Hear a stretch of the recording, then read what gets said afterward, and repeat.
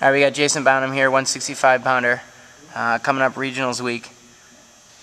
Jason, you were a backup last year. One of the guys that the coaching staff would say made a lot of changes later on in last year throughout the offseason, came back this year, much better wrestler, kind of seemed to have bought in a little bit. What are some of the changes you made that have helped you find so much success this year?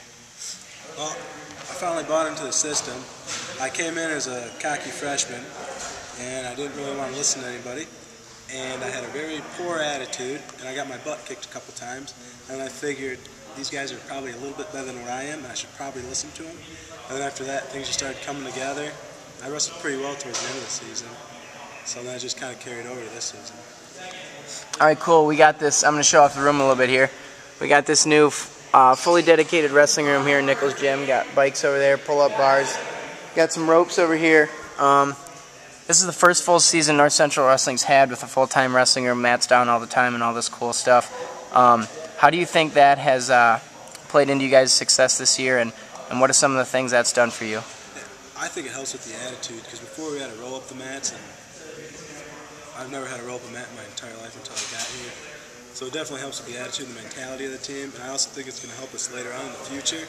I'll probably bring in some decent recruits, since this is probably one of the top rooms in the nation. Well, for D3 at least, for sure. So. All right, cool. And along those same lines, you came from Michigan, Granville High School.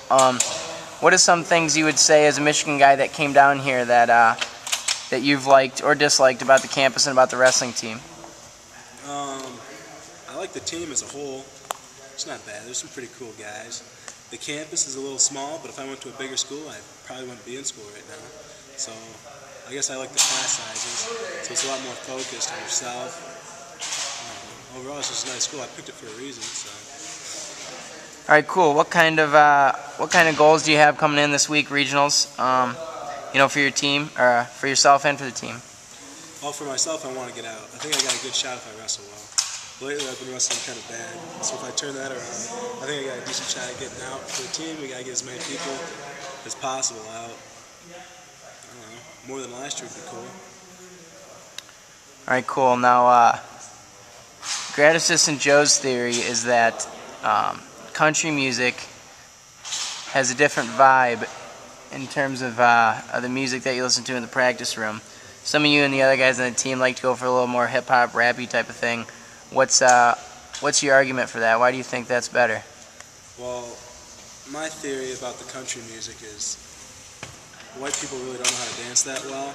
So if you put hip-hop on, it helps with your movement and your rhythm. So I definitely think a little bit of hip-hop helps with the rhythm and everything else, the flow of the wrestling match while you're practicing for sure. All right, and I have one more question for you here. You know what a doppelganger is? No idea. It's when someone looks like someone else, like identical, okay? So here's my question. Who looks more like their doppelganger? Mike Glenn looking like the captain in Wall-E, or Zobak looking like Kevin Bratland when he has his haircut? Mike Glenn, definitely, for sure. That's a good one. All right, Jason Bonham, 165-pounder, North Central Wrestling.